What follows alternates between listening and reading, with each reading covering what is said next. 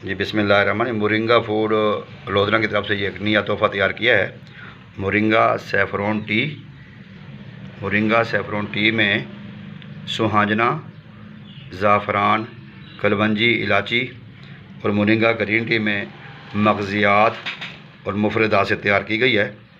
तो ये इंशाअल्लाह ताला गर्मी सर्दी हर उम्र के बच्चों, मर्दों, औरतों में यकसां मुफीद है। मल्टी विटामिन है, ताकत का ख़जाना है।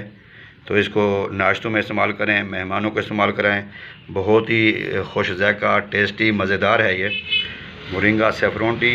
और मोरिंगा ग्रीन टी, जो मोरिंगा ग्रीन टी है वो भी सुपर फूड है, और जो मोरिंगा सैफ़रॉन टी है वो भी सुपर फूड है। जो मोरिंगा ग्रीन टी है, मोरिंगा सैफ़रॉन टी है, उसमें जनाब अली आयरन, कैल्शियम और विटामिन का भरपूर ख़जाना है। तो इंशाअल्लाह ताला ये आप जब इस्तेमाल करेंगे, सुस्ती, कहली, बेचैनी ख़त्म हो जाएगी, हाजमा होगा, और जिस्मानी दर्दें, असाबी दर्दें, पट्ठों की दर्दें, ये सारी ख़त्म हो जाएगी इंशाअल्लाह। मोरिंगा ग्रीन टी हर घर की ज़रूरत है।